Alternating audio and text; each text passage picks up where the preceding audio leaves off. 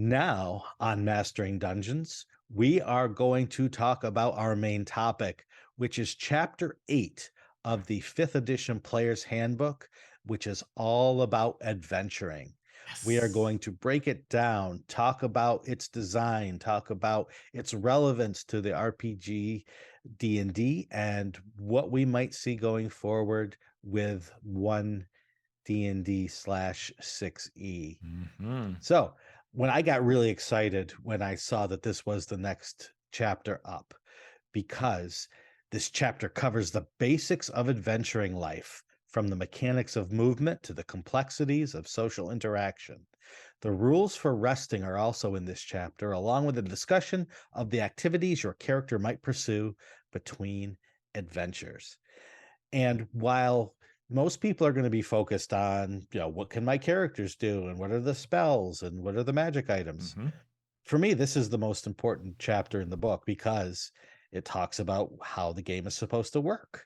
One of the magical things about games is that the game is supposed to tell you what's important in it and allow Yeah. you to then make your decisions to make the game flow. So, this chapter is about what is going to be important. So, does it do that? Is the question. And the answer is sort of.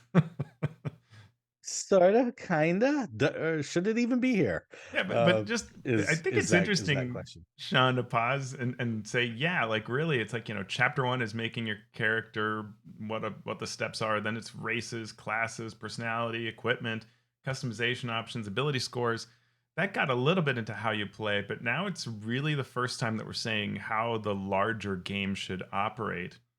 And Mhm. I don't know that it does what I want it to do. We'll get into the details of that, but like you said, I think this can be the Yeah. most important or should be the most important chapter in the book in that it should almost set the stage to really let you know here's what gameplay is like. And I think this chapter Mhm. gets lost in between two things. What should be in the DMG and what should be in a player's handbook? And should I cover Mhm. sort of basic rules of play like jumping and larger patterns of play, which it seems to fumble a bit, I think. Right, right. This is the chapter where if you're gonna have it in the player's handbook, tell the players what the game is about and how Mhm. it flows. Yeah. So, this chapter starts to do that. It says, Mhm. uh, it talks about the natural rhythm of D&D. 1, the DM describes the environment. Yes, the environment or the situation, we'll say. Then 2, the players describe what they want to do based on the description that the DM gave. And then 3, the DM narrates the results of their actions. That is totally true. Those Oh, 3 things. we're done. Let's That's go good. home. Good night, everybody. We have a role playing game. Yeah, right. And so that actually I'm good with that. That does a Mhm. good job of taking the highest level 1,000-foot view of what the D&D game is. However, there are 100 variations of that. Mhm. And not only are there 100 variations of that, but the game itself doesn't really know what it is. And I think Hmm. that's something I come back to all the time, right? Hmm. The game wants to be perfect, or not perfect, but it wants to satisfy storytelling role playing play, where you don't even need to roll a die. The DM describes something, you tell what your character does, and the DM says, well, okay, because you said that, this NPC says this back. Hmm. Okay, Mhm. that works there. Some players want just rolling the dice and attacking things and pure mechanical play, and this sort of does that, right? It tells the DM says there's a ogre in front of you. The player says I hit it with my sword. Now Mhm. there's dice rolling and stuff, but then based on that die rolling, the DM says what happens. So it fits very generically into completely opposite styles of play, but it doesn't really give you, um, even as a player, what is going to happen when you sit down to play. Yeah. What's a game like? And so Hmm. yeah, I enjoy the generic. I like how that's done. It's missing some things. Now, some of the things it's missing can be handled in the Dungeon Master's Guide, Right. but for me, players, like I said at the start of this, players want to know the rules of the game Hmm. and how to play it. They want the game to tell them these things because that's why we play games, to understand the rules and then to use those rules to get a certain outcome. And this doesn't go far enough to tell the players what's going to happen. Now, certain types of players will be totally fine to have the DM be the one that fills in these blanks, but lots of players aren't. Uh, so You know what came to there mind to needs to me? be, I think, a little more. The Mhm, monster manual of all places. I kind of like what mhm, it does better in its introduction than what's here. So the monster manual has this, you probably forget about it, but this introductory section where it talks about statistics and things like that. mhm, But it also has this section, where do monsters dwell? And it talks about dungeons, the underdark, the wilderness, towns and cities, underwater, the planes of existence. And for each of them gives you a paragraph of what this is like, and then lists concepts, right? So dungeons, images of dark cells with iron bars and shackles spring to mind. But in D&D, the word dungeon takes a broader meaning to include any enclosed, monster-infested location. Most are sprawling underground complexes. Here are a few examples: ruined wizard's tower atop a lonely hill, riddled with goblin-infested tunnels, and on, right? And then it does that for the Underdark and all these mhm, other categories. And I feel like there's a missing piece here where you kind of give me this really broad three, DM describes players, say, DM narrates the result, and then the next section is like, here's how to measure time. Like, whoa, whoa, whoa, right. give me that next, help me understand what play will be like. And I think it's honestly the monster manual Right. that does it, but it's trying to speak to DMs. But that to me is the piece that's missing here. Yeah. And maybe even a piece to go off of some discussions that have happened on the Alexandrian and other websites. What is the type of play to be expected in a dungeon? What is the type of play to travel Mhm, overland? What can I sort of expect? What's it like to be in mhm, an urban environment, exploring a city? How to think about these things, and how, really importantly, to the benefit of the DM and the whole play group, is how do I do that well as a player? How do I make it fun for the whole group? Um, help me understand what's mhm. coming from the dungeon master, help me understand what's coming from the adventure, and how I can be a part of that and maximize the fun for everybody. And that's not here at all. Right. Yep. Right. And some of it can be in the Dungeon Master's Guide, Hmm. I think, but there is more that the player needs to know. Hmm. So I was trying to think, what are some missing steps here? Well, the biggest missing step is the die rolling, right? The players decide what they want to do.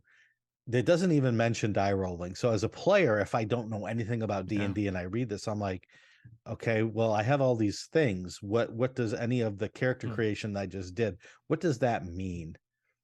And it really Yeah. doesn't go into that. You're right. And Yeah, what it the doesn't talk DM's about rolling role dice. in it, right? Oh, and then what goes with rolling dice? What challenge ratings or uh, difficulty class, right? Hmm. Those things that you come to understand. DMs Yeah. can make that up in some cases. In some cases, it's a set number. Uh, Hmm. so some missing steps that I would love to hear used in this section of this book is something like the DM describes the environment. A DM may ask you to make up parts of the environment. Hmm. A DM may ask you to use your imagination to help shape the environment in small or possibly large ways. May Hmm. ask you to name the tavern that you're about to go into. May ask you to create an NPC that you're attached to. So you can also help create the environment. Yeah.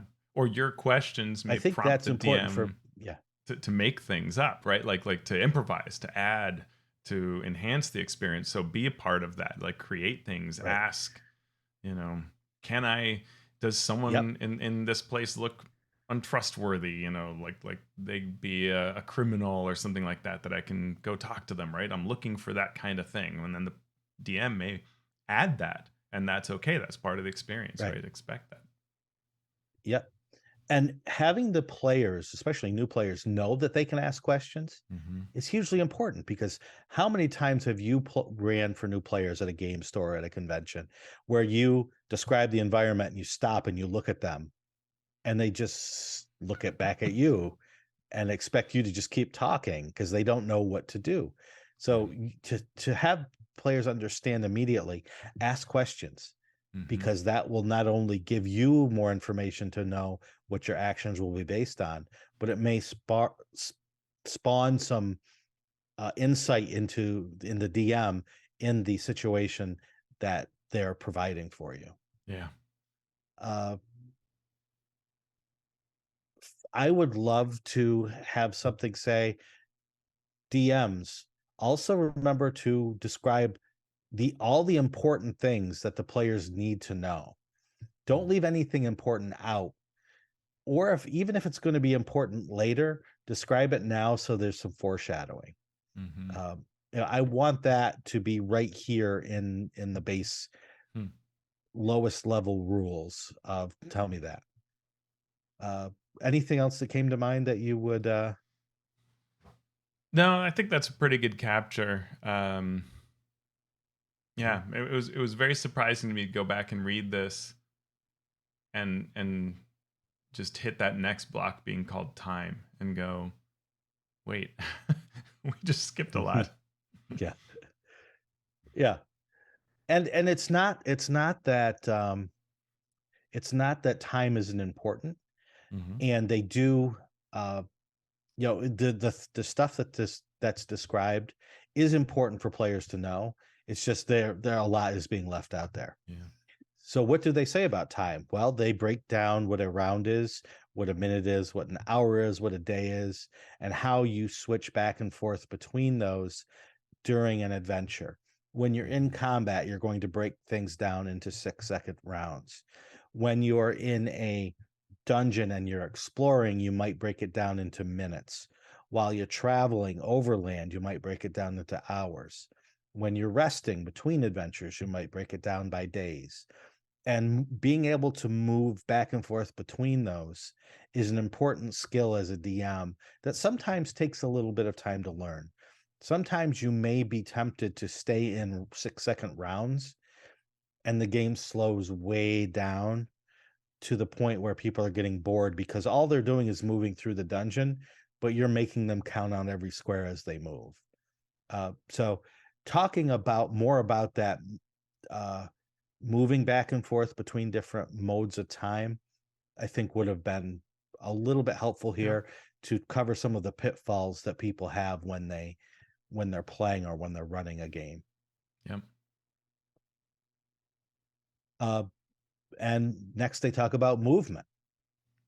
So we've already talked about speed in previous chapters with the speed that different races have. And so this is more talking about traveling overland. They go right from Hmm. speed to travel pace.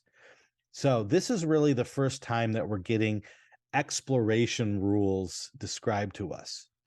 Yeah. And it goes right to there are three types of pace as you're traveling overland. And it gives some very generic benefits and drawbacks for each type. There's normal, there's fast, and then there's slow. If you're traveling at a slow pace, you can stealth, which you can't do if you're traveling at normal or fast, Hmm. supposedly. And if you're traveling fast, you have a -5 to your passive perception checks as you travel. And this is for me, it's important information. Um, Assuming that you're going to run the game the way that this game is telling you it should be run, but the game doesn't do a good job of running it as it's telling you that it needs to be run, Yeah. if that makes sense. Yeah, and Uh, and yeah, go ahead. and it intersects with the DMG rules for exploration, and we did quite some time ago. Maybe I'll add a link in these show notes. Mhm. Some episodes on breaking down the rules of exploration because they are super confusing. Because there's information here that isn't in the DMG, information in the DMG that isn't Hmm. here, and then there's some hints that appear in things like Tomb of Annihilation that kind of clarify. And you kind of need to look at all of it and then really sit down with like a pad of paper and resort it all to figure out what the rules are, which we did Hmm. on those episodes. Um, and it's really confusing because it's almost written as if this is super clear and matter of fact and so obvious, but it isn't. And in fact, not only is it not obvious, you don't see this get used much. You know, I think Right. sure, Tomb of Annihilation, you hex crawl across these hexes in a big open area, and so in that sense that does show up. But when is the last time that your DM really told you, or an adventure told you, okay, decide their travel pace, decide their Hmm. roles, and then use the Yeah. fact that this -5 passive perception happens. Instead, what's likely is you're traveling, and then there's like an encounter that you assume to suddenly drop out of travel speed, and you would describe the glade they come across, and you would ask them to make a perception check, not at -5, just because Right. now you're in this scene, right? So I really find it Exactly. so fascinating that this is written the way it is in the player's handbook, because it almost Hmm. to me it doesn't make sense. I don't, as a new player, know what this was all telling me to do, and I need the DM's Hmm. help. And the DM, when they look at their rules, are not going to find much use. And if you look at the adventures, it's not there either. Right.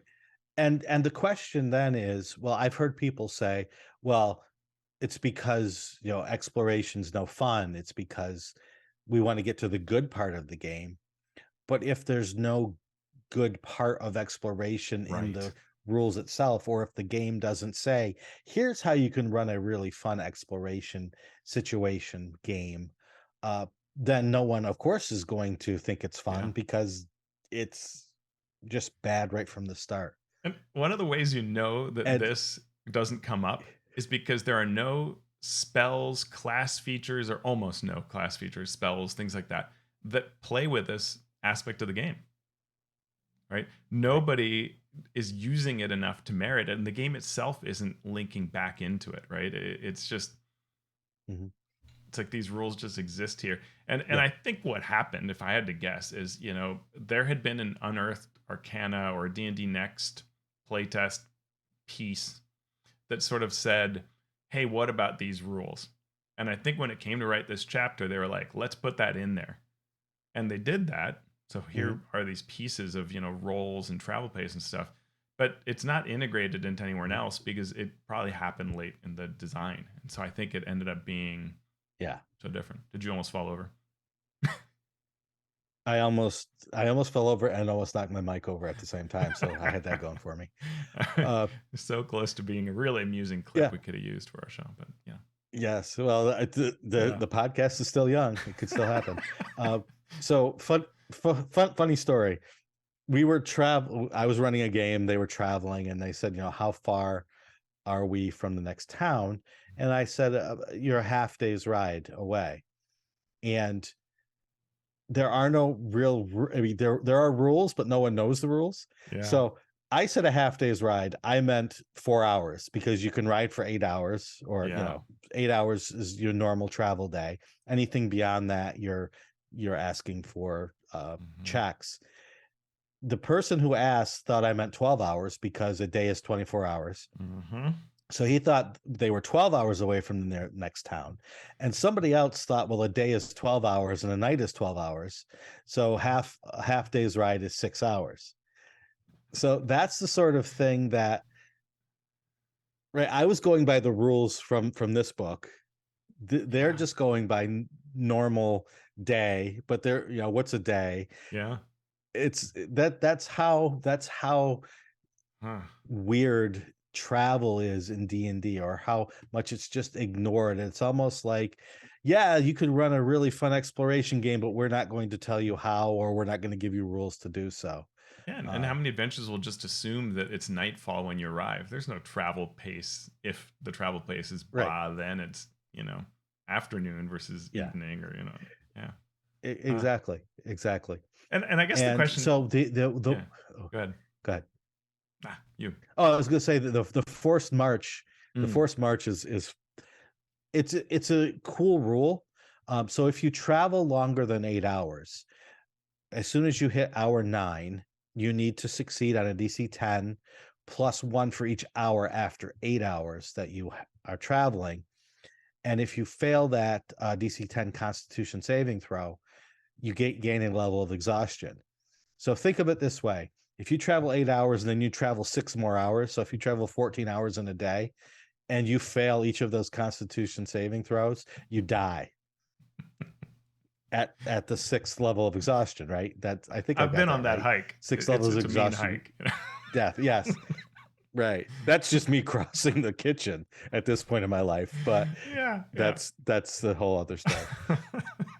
So that's the sort of thing that, right, it's oh good, we have I rules, and keep then you thinking think of about the rule and you're like, I this, keep thinking of jokes about you're this. gonna Like die after. every parent has seen their young child, their toddler die this way, right? It's like, I can't, I'm done. It's 5 feet. I Yeah, can't. it's just flop Yeah. over. Yeah. So Yeah. so even the rule that they put in, it's a rule. Hmm. Yeah, it's a rule I could follow. And sure, after the third failed Constitution saving throw, when they're realizing they're getting to the point where they can't move if they keep going. Well, technically, after 5 levels of exhaustion, your movement becomes 0. So I Right. guess you would never be able to move again. Yeah. So as it's how these rules, even when they sound like, okay, someone's thought about this, you're not sure if they've really thought about this. Well, the other thing that's funny about Um, this, right? So exhaustion level 2 is your speed is halved. So right. we're done here, folks. Like end of forced march, you failed 2, you're Yeah. done, right? Like, and which Yeah. anybody gaming a system looks at this and goes, you would never force march after your first failure, because then you're going to be Right. you lose all the Right. time you were ever trying to gain, right? To which you then have to go back and say, Right. well, game designer, what's up here? Like, this doesn't work, right? Yeah. But the Yeah. idea is cool, and what we And want out of yeah. it is, boy, there's some reason like why we've got to get it to town as quickly as Mhm. possible, because something's going to happen, right? But these rules Mhm. aren't going to really help.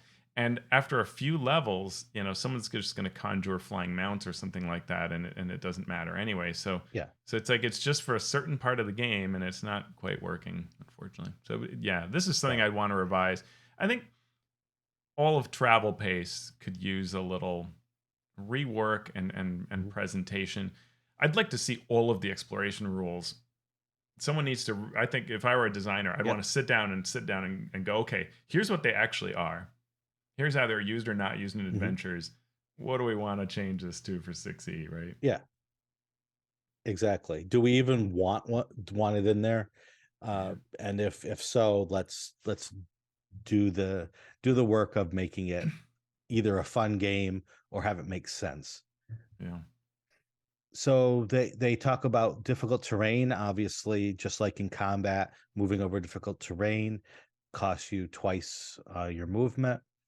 Special movement like climbing, swimming, and crawling, you always, unless you have a climb speed or a swim speed, you're always moving at half speed when you climb or swim. Yeah. You may also have to make checks if there is a slippery surface for climbing or turbulent waters for swimming. Jumping, we've talked about before. Right now for 5e, it sets a static value. If you move 10 feet, you can jump up to your strength score. If Mm-hmm. it's a standing jump, it's halved. So if you have an 18 strength, you can jump with a 10-foot lead 18 feet. Mm-hmm. Well, and then the funniest part was I seeing like rolling, but that's the me. yeah, well, seeing the early Yeah, adventures, even official ones, present a right. pit, 5 foot pit, as like, ooh, you're gonna have Yeah. to deal with this. And it's like, well, if your strength is 10, I think we're good Right. here. Like, You this could is just, no threat at all if yeah, it's an open pit, right? Like, and right. so designers had to relearn that, and I haven't seen that problem in any recent memory, but the initial ones that people were still trying to figure out how to do it, and yeah. Yeah. Uh, Next, we have activity while traveling. So it tells you what a marching order is. Marching order is something that's been around since first edition days, where as you're traveling overland or even within a dungeon, what formation are you in? How far apart are the characters? Where are they in relation to each other? And they set up this idea of ranks, where if you are in the front, you're the front rank. If you are in the back of the marching order, you're in the back rank, and then everybody else is in the middle rank. And Yeah. they set up these ranks like they're very, very important, and then they really never say anything about them. They don't say, Yeah. they say, the rank that you're in might might affect checks you have to make or things, but they don't get any more specific than that. And maybe they deal with it in the Dungeon Master's Guide. Uh, I don't and know maybe if they're they just do. setting up this concept for players to think about. Yeah, I didn't check to see if they did, but normally you would see something like only the people in the front rank can roll for threats that are approaching from the front, and only people in the back rank, blah Yeah, blah and I blah. think it's But left they over don't. from that same D&D Next playtest UA, which was sort of the concept was kind of like in these ranks you can do or can't do various activities. So I'm searching for Mhm. traps or I'm noticing threats, and so they say you need to be in the front rank to be seeing it up front, or in the back rank to see someone coming from behind. And they talk about that a little bit, but that was also sort of the idea of like, Mhm. well, if you're yeah, you have to be in certain ranks to do certain activities. It's a I can see where they're coming at it with the idea of this, but I think it's all again, it's all a subsystem that you just don't see used in play. Um, Mhm. so Yeah. Then they give other activities that you can do while you're traveling if you're not actively watching for threats. Some of the roles you can take are navigate, draw a map, track, and forage. mhm. So if you are doing one of these things, you cannot make you cannot contribute to, I think is the wording they use, contribute to the passive perception checks to see a threat that may be in front of you or approaching you. And I'm cool with that. I'm cool with that.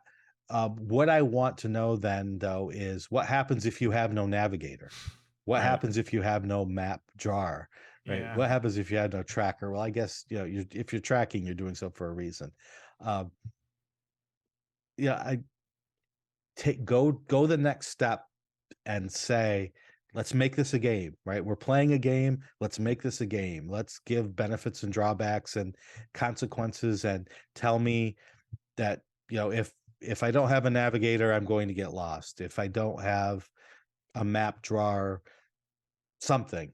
I need something Yeah. to make this game a game. And all of this is based on the concept of that because you're doing these activities, you can't be doing the default of noticing dangers. So it's like everybody has to choose Mhm, one role and do it. I don't think that's a fun thing for players. The idea that you're locked down on a certain activity. It's also mhm. not entirely clear whether you can be taking that stealth option and also do these other things. I guess you can, but I don't think it works well. I think these kinds of roles work well if you're doing something like, hey, you're on a ship, so everybody has a station. Then I think roles can be pretty Mhm. cool. But just walking around, I would get back to almost the beginning of this chapter and say, hey, a situation comes up. How do you deal with it? Right? I don't need only the navigator can look at this. Like, hey, you guys are feeling kind of lost. Make me a check. Like, who wants Mhm. to try to figure this out with the Yeah. map? Right? What do you do? I'm going to climb a tree. I'm going to, check the bark for which way the moss grows and that sort of thing. Right? Like, that's the kind of play Mhm. that I think would be fun and just encourage that instead of this sort of activity, which I think is just too foreign, I think, to the concept of what we want to deal with. I think. Fair enough. Uh, Next, they talk about the environment and things that can happen to you in the environment, I guess. So this is where we see like rules being shoved at us, where it's yes, it's stuff that could happen while adventuring or things that you use while adventuring. Mhm. Um, but it is as a creator of user manuals, it is tough to put things in the right space all the time. Sure. Some things don't fit anywhere, so you sort of make a catch-all category, and at this point adventuring has turned into the catch-all category. If we didn't think it fit somewhere else, we're going to put it here. So falling is 1d6 for every 10 feet you fall to a maximum of 20d6. I have to ask this question. 20d6 averages out to 70 points of damage, of bludgeoning damage when you hit the ground. Is that high enough? No, Sean, it is not. The maximum needs to be able Okay. to kill Thank you. almost anything, I think. So, no. I'm going to go with a Yeah. no. Yeah, if you hit the ground at maximum velocity and maxed out at 20d6, it just and I don't even like a d6 per 10 feet. I would like do a d10 per 10 Mm. feet. I think that was in fourth Fourth edition. edition, I think. Was Yeah, it a d10? I Yeah. think so. Or a d6 per Yeah. 5 feet. I want that to be a little bit more deadly, because so many times 5th level characters fall 100 feet and they just walk away from it, and Yeah, it doesn't seem like they should. But hey, that's just me. I agree with you. N- Mm-hmm. They talk about suffocating. So a creature can hold its breath for a number of minutes equal to 1 plus its con modifier to a minimum of 30 seconds. So once you run out of breath or you are choking, you can survive a number of rounds equal to your con modifier. After that, the following round, you fall to 0 hit points, cannot be stabilized, and you cannot regain hit points until you can breathe again. So you set it 0. So you're being choked. And that is different, I believe, than holding your breath. Right. But that doesn't say it is.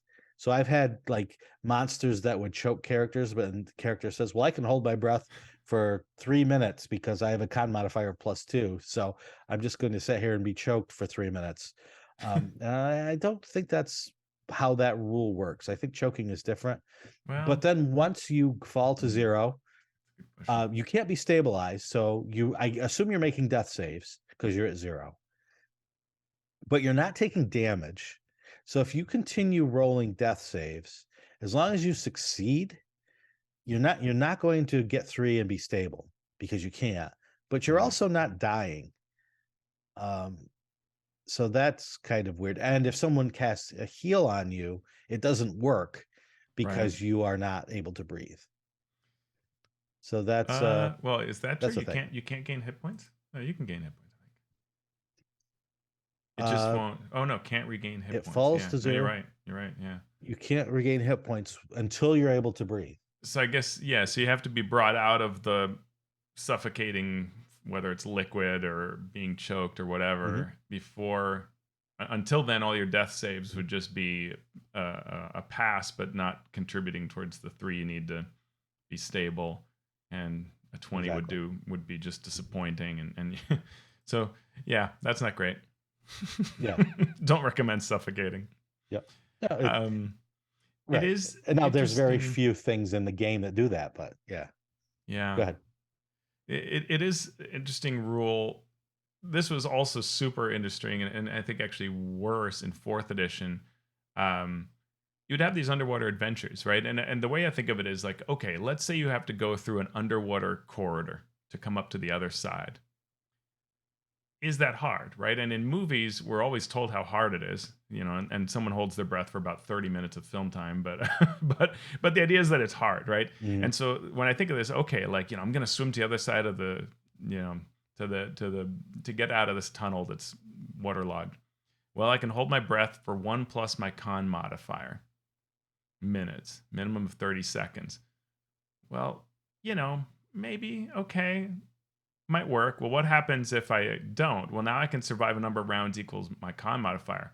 Oh, well, that's forever. Like the combination of those two things means I don't really know, like, anything at all in that sort of, go through the tunnel is just, you're going to make it. Right. Unless something's really holding you back for many rounds. Right. And then we just get to the obvious of like, well, you can't just explore a whole underwater place without breathing. Sure, like that's not going to happen. But anything short, it's almost like there's no variability here, right? It's you can get longer than a combat. You can survive holding your breath. Is almost what Mhm. these rules to me say, and I don't know that I want them to say that. Yeah. Yeah, it is that is I could see one combat, right? To have that excitement of Yeah, you're yeah, maybe. Okay. most combats, if you're doing right an average difficulty over in 3 4 rounds at the Mm-hmm. most. So That's yeah, 24 it's seconds, so you're not even into your out of breath then. right. So you could probably do two combats. Most characters could probably do two combats, if not three in a row, without Right. being out of breath. And that's a little too high, right? Like, yeah. Yeah. Yeah, you can make an interesting thing by like having a combat and also making characters make athletics checks because the water's turbulent Yeah. and may need to be helped through. So that's an interesting thing to add. But yeah, Yeah. Interesting. vision and light. So we finally, how do we see? Well, you can't see without light. We get the definition of lightly obscured and heavily obscured. Lightly obscured means you have disadvantage on perception checks, and that's dim light, patchy fog, or light foliage. And then heavily obscured, you cannot see or be seen. If you are heavily obscured, people think creatures have disadvantage to attack you, but if you are in heavily obscured areas, you have disadvantage to attack other creatures. Another thing that people often forget, but has been pointed out recently, is that dark vision lets you see if you are in darkness as if it were dim light. So therefore, you have disadvantage to perception checks if you are using your dark vision in complete darkness. Hmm. Yeah, which is And then we yeah, it's get easy to go forget ahead. that. There's also the you see in shades of gray, which can be an issue, but that's very hard to adjudicate for DMs.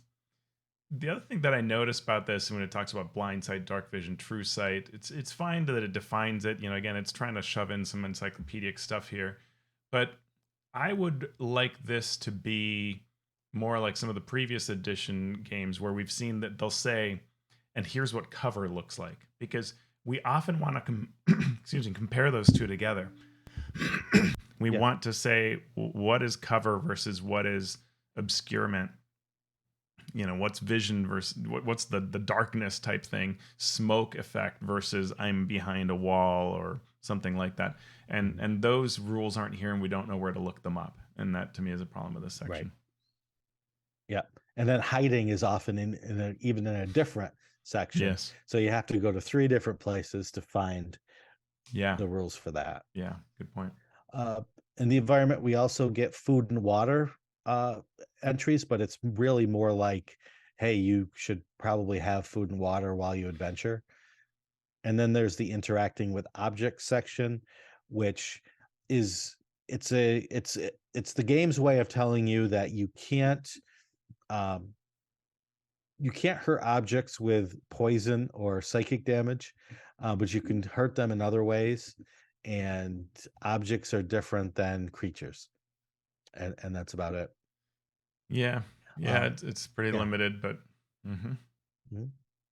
We get social interaction talk, which which again sort of doesn't tell you how the game actually runs. It says, well, you can role play just like if you were an actor in a movie. And then sometimes ability checks will be called for while you're doing that acting. But it doesn't tackle that thorny problem of, you're the most eloquent person, you make the perfect argument, but then your ability check ends up being a roll of one. Um, so what do you do in situations like that? It doesn't suss those out to the degree that I would like to see them so Mhm. players understand how the game normally runs. Yeah, I mean, I feel like this whole section could benefit from some of that old AD&D type, or even basic, where they would have the examples of playing it, right? That are like, Hmm. DM says, Sue says, Bob says, right? as Yeah. cheesy as those can be, like they do help you understand what the game should be like. And I recall as a new player reading those kinds of things and going, "Oh, okay, okay, that's what could happen here, right?" Um, and I kind of would have liked that here. There's a little bit of this where they try to say, here's what this player called Chris says when role playing Tordek. Um, but seeing that really broken down to examples of play, like, hey, we're going across the wilderness, we're in a dungeon, we're trying to haggle for some product or let someone, get in through this past the guards, right? Having those little scenarios be broken up into more discrete chunks that would let us feel out that play and know what the Mhm. players and the DMs are supposed to do in those kinds of situations might be a little more helpful here. Yeah. Next is resting, which is probably for me the most important thing in all the game. And the players are let know that must rest at least an hour for a short rest and at least 8 hours, sleeping at least six, and then doing light activity for two when you take a long rest. When you take a short rest, I don't even know if they say you get back certain abilities at a short rest. So They they, say they you can use don't. hit dice. Yeah, I think because the idea is that it's those abilities themselves that say that, right? Right. Right. But Yeah. that's sort of important to know, Yeah. as part of the game. And I think they don't go into any more detail. Right here is where you say D&D can be run as a resource management game, and think about movies where Yeah. the good guy runs out of bullets, and so now he's down to, or right, the barbarian in the sword and sorcery movie is all cut up and is on her last legs, Right. and it just doesn't say that. And I think it's because they want D&D to be everything to everyone, and they don't want to step on DM's toes to say these things, and they don't want players to assume something that the DM might not be down with. And it's just so hard to make a good to great game when you try to have it do everything. It's possible as well that when they wrote this section, they weren't exactly sure what to say about it because D&D Next, the prequel to 5e, the playtest version of it, it had I think a 10-minute short rest Hmm. for Yeah. most of its lifetime, and then the last packet, I remember it came out right before Vault of the Dracolich went into stores to be played. All of a sudden became an hour, and so we had written this adventure thinking like, well, some people take some 10-minute rest, that's fine.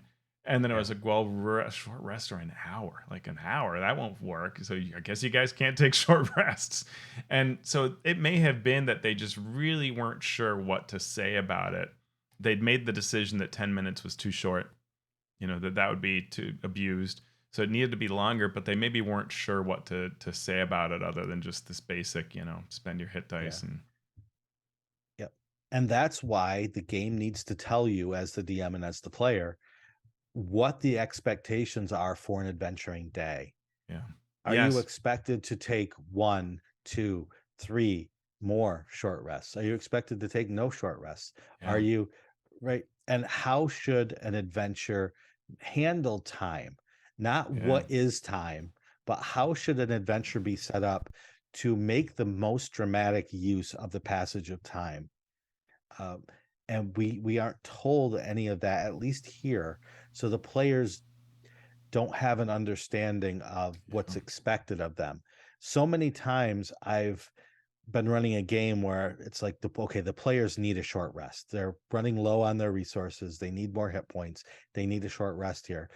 But they're so scared that they're going to run out of time for some reason that they're not going to take that hour rest. Right. Um, They don't, and yeah, and, so and which is a really yeah, interesting thing to think about. How often a play group does not know whether they can stop to rest, and that should right. be something that they should really understand because this mechanic of an hour for resting just needs to be woven into life. And similarly, a long rest, whether they can spend the whole night and then get there. Like, yes, you've got to go stop the bandits, but they're not coming for 5 days, right? Do we know that? Do we have Right. any feel for it? Like, are we gonna ride? Are we gonna ride all night, arrive in town, and then have them say like, "Yep, no bandits here yet," and then 2 days later, bandits show up, right? Like just. Yeah. Hmm. Yeah. So this resting, this resource management part of the game is so vital to the game, of what the game is, or what the game says it is, or what the game thinks it is, or what the game is supposed to be but really isn't. All of those things hinge on these short rest, long rest, resource allocation questions. And we get the basics here, but we don't get any more that I would really like the game to tell me how to play it. Yeah. And last but not least, between adventures. So the adventuring chapter is now telling us what to do between adventures, which I guess is okay. Hmm. Uh, we have to spend some lifestyle expenses if we're going to not be adventuring and be in town for several days, and we can do some downtime activities. A few activities are given, such as recuperating, which I was like, isn't that, oh, this is something like if you're dealing with poison or disease. Okay, Hmm. I get that. Practicing a profession, crafting, researching, training. Those are the basic ones that we're given in this chapter. What are your thoughts, Teos? It's interesting that these, we get a different list than the DMG. So again, you have to sort of look in both places to get the full picture as a DM.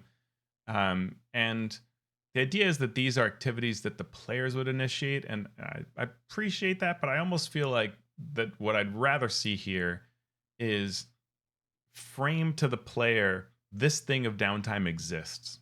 You can Hmm. do things around the adventure in these resting periods. You cleared out the cultist temple. Whatever questions came up, you could research them, right? Before you travel through the wilderness, you could do something to prepare for it, right? Encourage that kind of thinking, and then say the DM has rules for this in what's called downtime, right? And here's how that tends to play out, so that players would naturally want to do that rather than just look at this small menu and go, do I want to pick one of these? No. And maybe just even pass it by, but to really state that this should be what play should be like, right? You should think about the things you want to do in between those obvious play moments. Mhm. Yeah, and this goes back to the rest thing. It's like training. It says training lasts for 250 days and costs 1 gold piece per day. After you spend the time and money, you gain a new proficiency with a language or a tool. I'm like, how many players are going to say, okay, I know we just handled, the bandit cave. I'm going to take almost a year and I'm going to learn how to play the flute. Right. Everybody cool with that? No, no. Why? Right. Yeah. It needs, right. It needs to be told not only that you can do these downtime activities, but I think is what you're saying is, what are the benefits of these things? What do I get, and how do I make this fit into the overall story that this campaign I'm running or playing in is telling? Well, and I think downtime in this incarnation, when it first was in the player's handbook and the DMG, didn't know what that rule should really be about. It was just sort of, hey, sometimes there are these gaps between adventures, and so maybe it's anything. Like it's, I want to build a keep towards the end of my career. That's in the DMG, or I want to learn a language. Here's how I can do that, and it takes forever. But what downtime has given to the game, especially with Xanathars that really rewrote it, and then you and I worked on it with Acquisitions Incorporated, which has a whole bunch of downtime activities. It really became a nice part of play where it can give all of this player ingenuity. It can give all of this player leadership to them, where the characters can choose to do things. Right? We met that NPC. That NPC is really weak. I want to train them. Right? Mhm. We rescued this person. I want to get them home, or I want to get them a job at this place. Hey, we've been working with these nobles, and they're pretty tough to work with. I want to try to recruit an ally within the nobility. I Mhm. want to join the thieves guild, and I want to start doing that through downtime. And those are Mhm. really neat ideas that make play actually really cool when it happens. Mhm. And often DMs are like, well, I don't know how I would handle that. Well, this is how you Mhm. handle it. But it starts Right. with saying that it's not a menu of four things. It's a whole way that you play, right? Your game is not just Right. dungeon A, dungeon B, and the travel in between. It's also the, hey, while we're waiting to go out to the next dungeon, here are the things we can initiate and start working on. And that can be Right. really fun play. So, Yep. And if you want to know what Teos and I think that you can do with downtime in an adventure, I suggest you check out the Yeah. Acquisitions Incorporated hardcover, Yeah. which has a very robust and story-focused downtime section. Yeah. Each chapter has all these downtime ideas, and yeah, it Mhm. worked really well with the games I ran. So that is chapter 8, Teos. Is there anything that you wanted to add about chapter 8, or do you No. think we have ventured our way forth through it well enough? Good stuff. Good stuff. All right. Next time we're going to be talking about chapter 9, combat, which may or may not have anything to do with D&D. I'm not sure. Oh, yeah. That's, I mean, that you never hear of that pillar. Nope. So thank you so much out there for listening, and thank you to our patrons. Thank you to our Master of Dungeons supporters, and a special shout out to our Master of Realms and Master of the Multiverse patrons. You can become a patron of the show and get access to our show notes with links and other thoughts, as well as some exclusive content that we record from time to time. I Mhm. just did a recording that may, or if Teos thinks it's good enough, will go Oh, up. yeah. What did Yeah, I it's going to even go up this talk week. about in that? All right. There's something I'm trying to remember. I did it yesterday in about 10 minutes, and I'm trying to remember what I talked about, but Mhm. hey, you know how it is. Uh, so our Master of the Realms, there are listed on our show notes. Thank you. And our Masters of the Multiverse get a special shout out for Craig Bailey, Steve Bissonette, Evil John, Darren Chandler, Robin Dermy, Andy Edmonds at nerdsronomicon.com, Ben F., Ben Heisler and Paige Lightman, Sean Hurst, Brian King, Travis Lee, Eric Mengi, Nayanakra, Falcon Neal, Drago Russo, Krishna Simonse, David Somerville of the Planegea RPG setting, Joe Tyler, and Graham Ward. So thank you, patrons, and thank you, listeners. If you like the show, please consider supporting the Patreon at patreon.com/slash mastering D&D. Teos, where is all your fine thoughts on Uh, this interweb stuff? I just released a second part to the Success in RPGs videos on YouTube that says how I go about creating an adventure, how I design a new RPG project, and how I sort of start the outlining and brainstorming process. So, part 2 is out this week. You can find me on the YouTubes and everything through my main website, alphastream.org. I'm also somewhat still on Twitter at alphastream, and alphastream on dice.camp on Mastodon, where I'm trying to spend more of my time. Sean, where are you hiding? I am hiding on Twitter for the moment at Sean Merwin. The podcast is also hiding on Twitter at Mastering D&D. You can join our community and ask questions on Patreon. You can also leave comments on the Mastering Dungeons YouTube channel. So, Teos, now that we have made it through our adventuring day, what are we going to do now? Let's kill all our monsters by suffocating them. Takes a while. It's gonna take a bit of time, but boy, super effective. The screams.